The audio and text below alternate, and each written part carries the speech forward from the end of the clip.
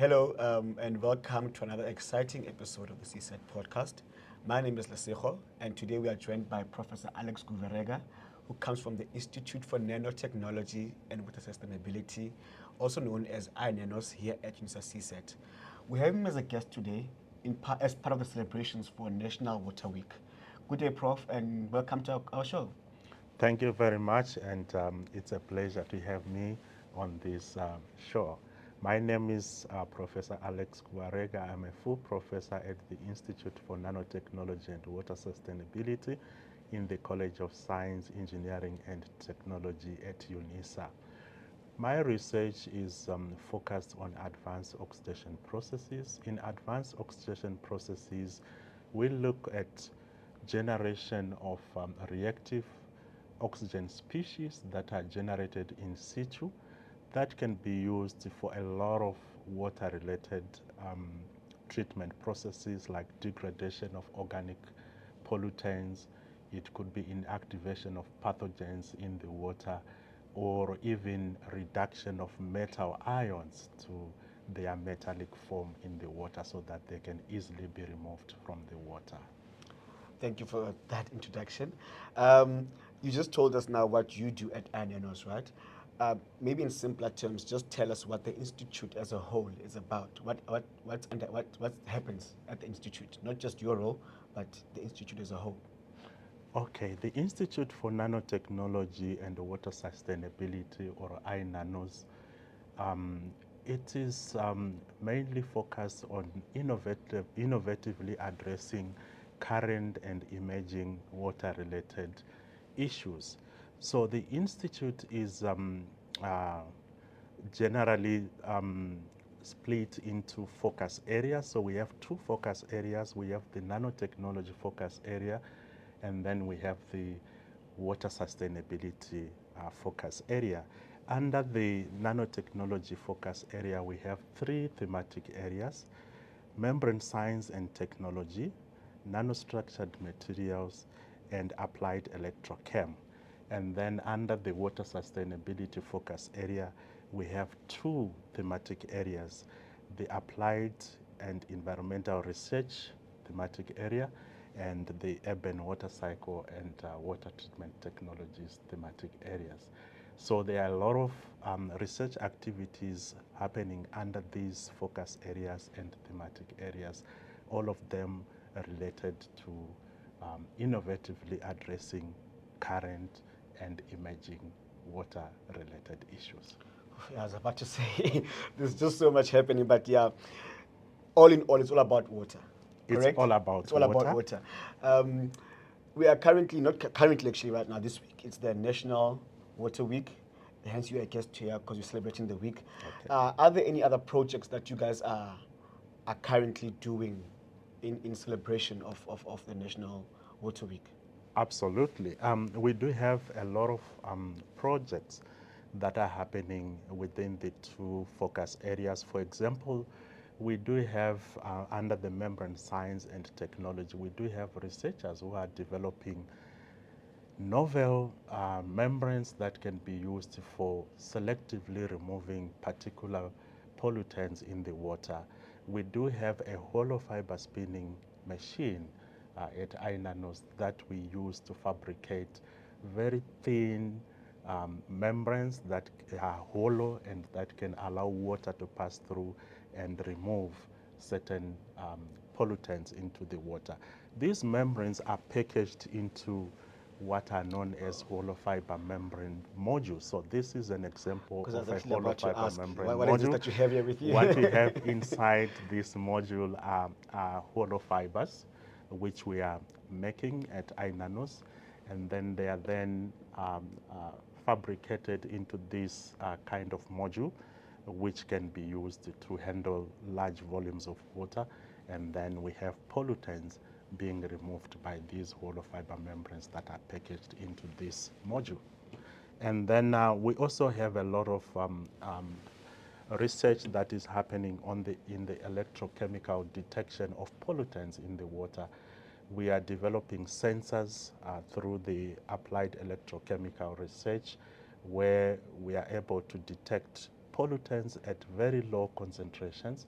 This is very important because we can take corrective measures if we are able to detect these pollutants at very low concentrations before they accumulate and cause hazardous effects to human beings.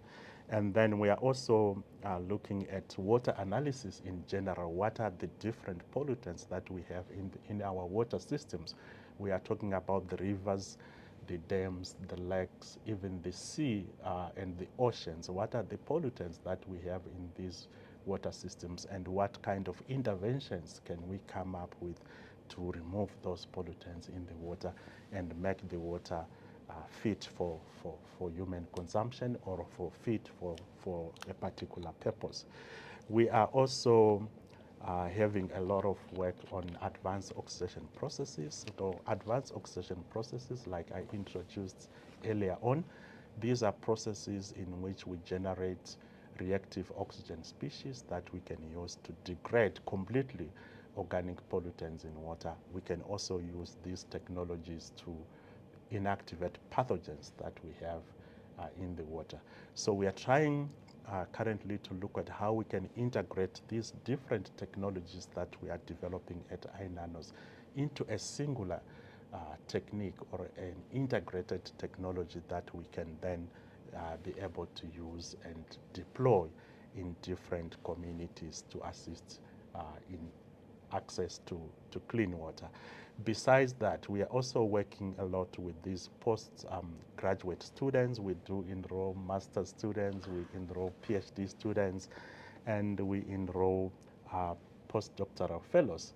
We also have a lot of collaborations with other researchers from across the globe. Can I just step in there a bit, right? Because now I feel like you're going to my next questions that I'm supposed to give to you. What then informs the kind of projects, like you're saying, you've got masters, you've got PhD, and so forth, right? What informs what kind of research goes into the institution? Okay, we work a lot with different stakeholders. I can give an example of some industries that we work with, where we get to understand the kind of problems that they are facing in terms of water treatment.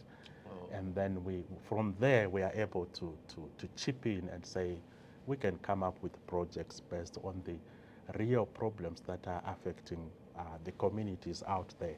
I can give you an example of some of the industries that we are working with. We do work a lot with Rand Water. We have some projects that we are working on with Rand Water. We have some projects with Umgeni Water. We have projects with Erwat in East Rand, and we also have a lot of collaborations with SASO, ESCOM, as well as Makalis Water. So those are some of the partners that we work with who will tell us some of the challenges that they are facing in their day-to-day activities as water entities, and then we look at how we can solve the problems. So just to hear if I heard you correctly, right?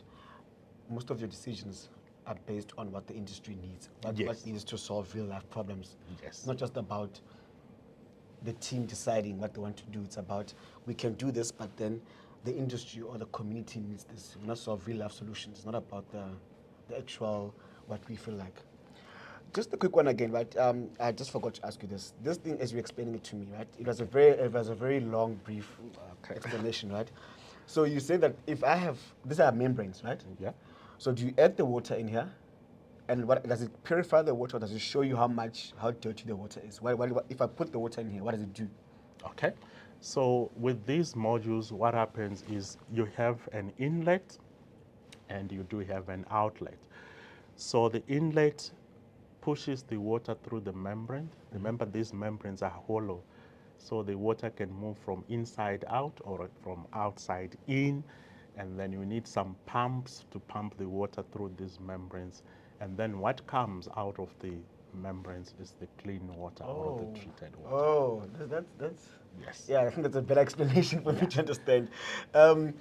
We've been having a lot of rain recently, right? Especially here in Joburg. I mean, other provinces also in the country are having a lot of rain, and it's always surprising how there can be so much rain, and yet there's still a water crisis. I, for one, I had a water problem last week, which lasted about 2 days, if I'm not mistaken. And I've been having rain the whole week. What causes that? Can you just give me an idea? Why does that happen? A very good question. We have a lot of water globally, but that water is not fit for human consumption. So in as much as we have a lot of rain, we cannot use that water for our daily needs because it contains a lot of things that are not desirable, that we do not need in the water. That's why at iNanoWS we are so much passionate about treating this water so that it is fit for purpose. It could be for human consumption, it could be for agricultural purposes, it could be for car washing, it could be for flushing our toilets and things like that. So the water, in as much as it is available, we can physically see the water almost everywhere, but that water is not fit for purpose for human daily use. So that's why it is very important that we develop technologies that we can use to treat the water so that it is fit for human consumption or human use.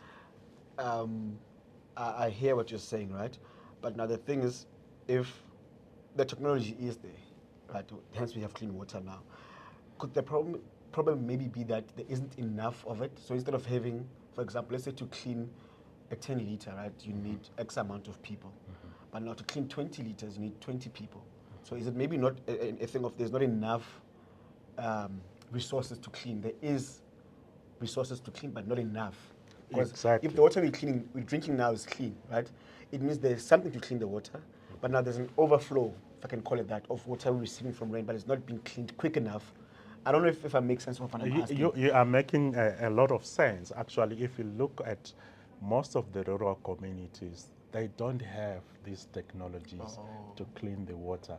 So they end up accessing the water wherever they find the water. They just take the water Yeah. and use them for their daily needs because water is a human resource. We need it every day. Yes.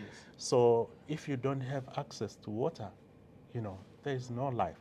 So what happens is most of the communities in the rural areas, they actually depend on that harvested rainwater. It could be water from the nearest river. They use that for their daily purposes, but that water is not really fit for their daily purposes. That's where we need to come in and deploy these technologies so that we have a larger population accessing this clean water or potable water. Prof, so stats show us that in the near future, like probably 10 years or more, half of the world's population won't have clean water, right? Which is quite scary. Um, is there anything that industries, universities, municipalities can do to combat the situation? Even households, not just industries, but also households. What can we do to combat the situation? Okay, thank you very much for that very important question. Um, I can relate to this because we are already seeing some global changes in the weather patterns, where some areas are receiving a lot of rain, some areas are receiving nothing at all. Yes. So obviously we need to plan for the future so that whenever we encounter situations where we don't have a lot of rain, then we have to know what do we have to do. So I think there's this need for industry, academia, collaboration and engagement to find solutions in order to come up with solutions so that we do not run out of water. So I would say we need to continue with research on making potable water available. We do have a lot of water in the oceans, in the seas, but we need to come up with technologies that are able to clean that water in a sustainable manner so that this water can be available to communities in areas that are water stressed, for example, areas that do not receive a lot of water and areas that have lack of water in general. So there's that need for government, academia, industries to work together to come up with solutions on providing potable water to communities. I think it actually takes us back to what we spoke about earlier on when we said there's so much rain, but there's no water. Indeed. Now with this one, it's about, because now I think with this one now, what makes it worse is that it's not even about where you're from. It's about, if they say half of the world, you can even be from a normal area, not even a rural area, and you'll still have an issue. So this is actually a bigger crisis than we actually think. Not the last question, but almost there. Often when you go to, again, rural areas or where we're from originally, our homes, right, you find that there is water, Okay. but when you open the tap, almost brown water comes out, right? And at that point, you don't have a membrane to clean the water. Indeed. What's not to make the water purely clean, right? But what can you do? Just say, okay, this is the dirty water that I have, and I need to cook, or I need to, just like a quick solution, not a permanent solution, but just to say, what can a person do now if you open the tap and the water is dirty, and you want to cook now or you want to drink now? Okay, thank you for that question again. We have heard reports on these things happening, but they are very rare. But in most cases, when you see that the physical nature of the water that is coming out of the tap is not the usual water that you see every day, the best option would be to desist from using that water. But I can imagine in rural areas where they don't have any other alternative, that is the only water that is available, it is recommended to boil the water before using it, so that if there are any pathogens or if there are any harmful substances, boiling can take care of those. So it's not a solution for long term. It's not it's a thing for now if we need to do something now, but don't now rely on it so much, because then it could have after effects, I'm assuming.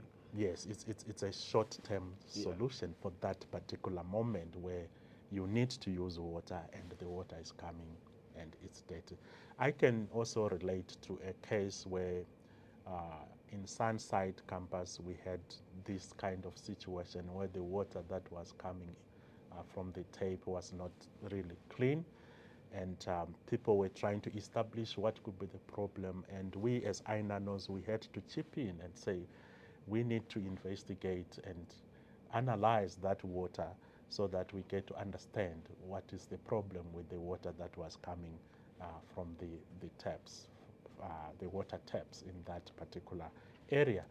And we did some analysis of the water and made some recommendations to the university to say, based on our analysis, these are the findings of our analysis on the water that was coming out of the taps from one of our campuses at Sunside. That's actually quite amazing that we have a problem in one of our campuses, and the solution also comes from our other campus. That's quite nice to hear. Well, in closing, and also into more exciting news, the Institute and the Research Office are hosting the Water Imbizo in celebration of the National Water Week on Tuesday, right? So can you tell us more on the Water Imbizo, what to expect, any special guests coming? What's the main purpose behind this Imbizo? Because it's not just an Imbizo, there has to be other things that are happening in it. I can just give us like a summary in closing of what that's about. All right, thank you so much. We are looking forward to the Imbizo tomorrow, and we do have quite a very exciting lineup of delegates that are going to be coming to have these engagements, including the Vice Chancellor of the university, Professor Lengabula. We will also be having the Deputy Minister of Water and Sanitation, Minister Mahlobo, Minister Mahlobo. We also have delegates from Rand Water, from Water Research Commission, Johannesburg Water, and a water expert from our sister college, College of Agriculture and Environmental Science. And this Imbizo is being hosted in partnership with our Research and Innovation Office, And we are so excited to be hosting this particular event, and we are looking forward to very fruitful engagements between government, industry, and academia, working together and having engagements on how we can make water available to marginalized communities, especially. Clean water. Clean water. Yeah. Yes. Thank you. Thank you so much, Prof. I guess I'll see you tomorrow then. Thank you so much for the session, and I'm looking forward to seeing you tomorrow. Thank you. Guys, thank you once again for joining us today. Until the next episode, it's goodbye.